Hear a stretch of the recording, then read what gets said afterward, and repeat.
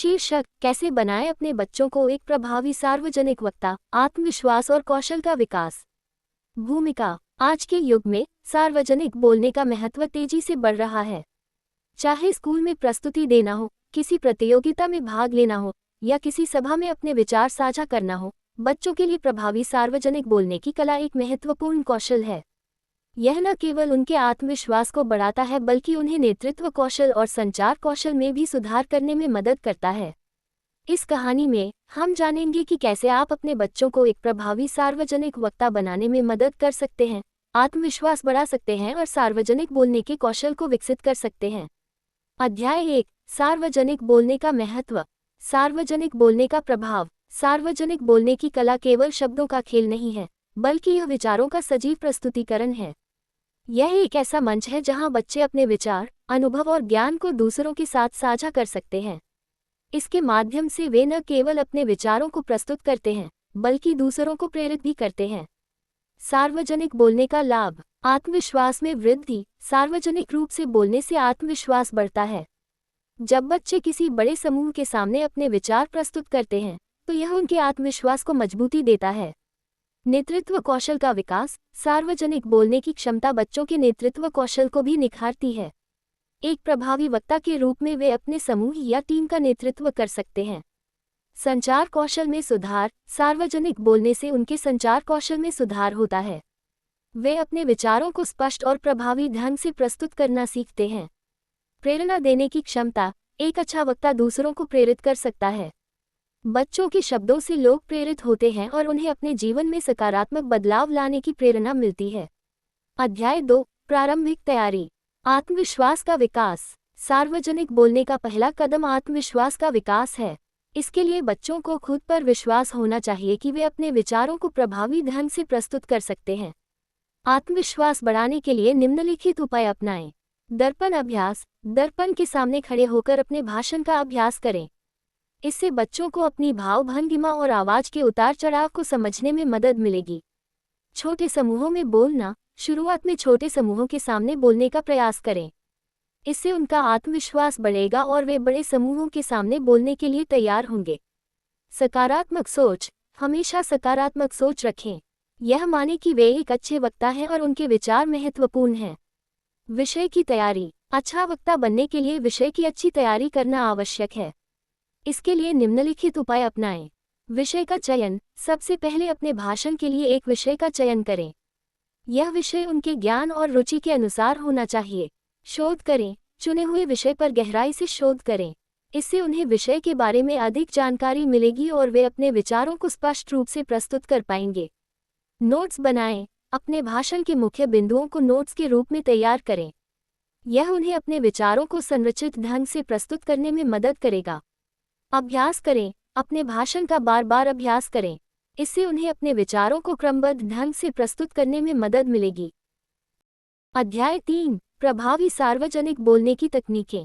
शारीरिक भाषा। शारीरिक भाषा उनके भाषण को अधिक प्रभावी बनाती है। इसके लिए निम्नलिखित तकनीकें अपनाएं।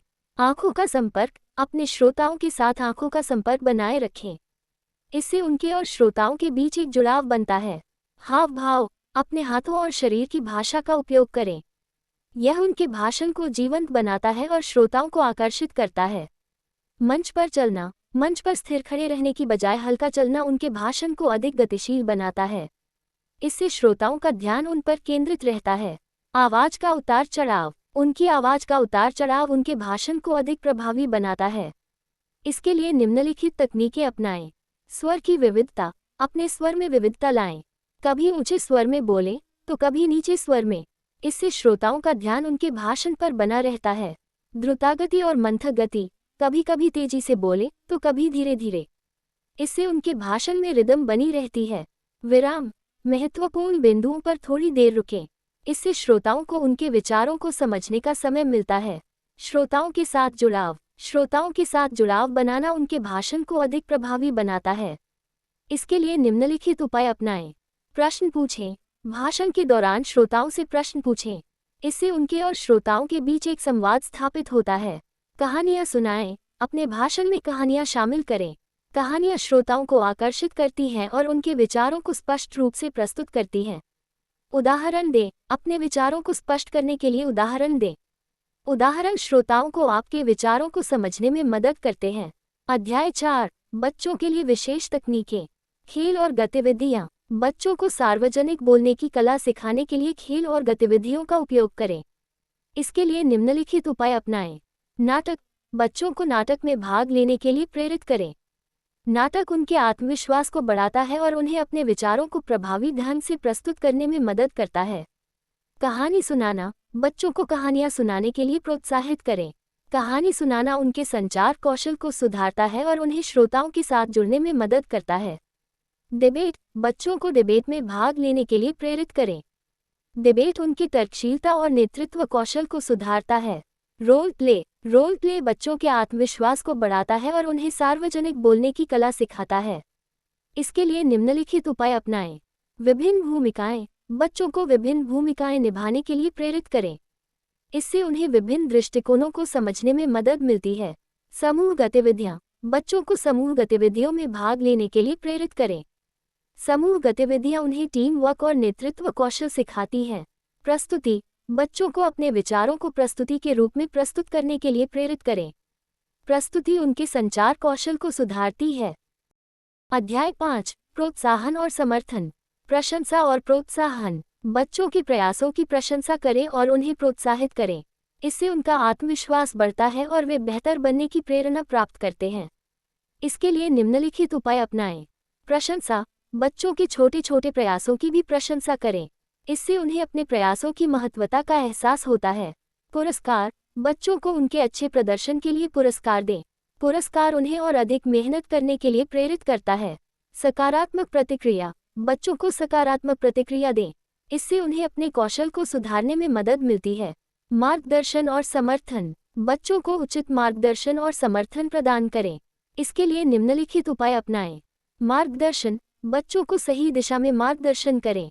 उन्हें सिखाएं कि कैसे वे अपने विचारों को प्रभावी ढंग से प्रस्तुत कर सकते हैं। समर्थन। बच्चों को मानसिक और भावनात्मक समर्थन प्रदान करें।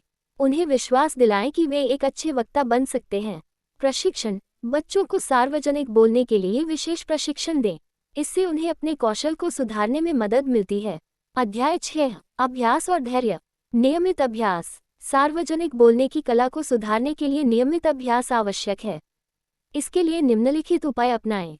दैनिक अभ्यास। बच्चों को प्रतिदिन कुछ समय के लिए सार्वजनिक बोलने का अभ्यास करने के लिए प्रेरित करें।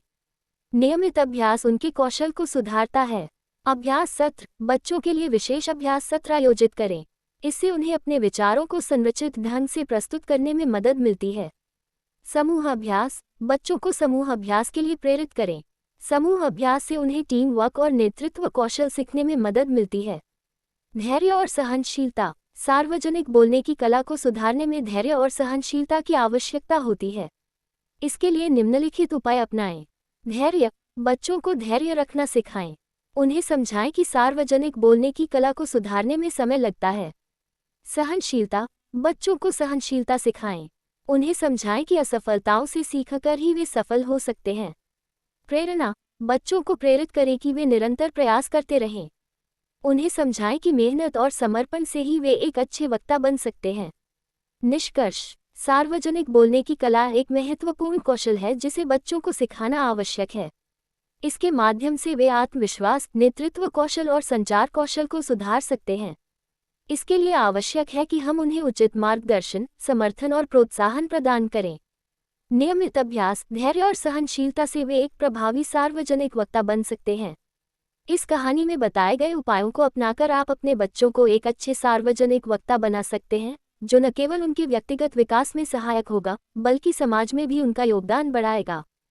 दोस्तों, अगर आपको ये कहानी पसंद आए हो, तो कृपया मेरे चैनल को सब्सक्राइब करें, इसे लाइक और शेयर करें, और मुझे कमेंट करके बताएं। धन्यवाद।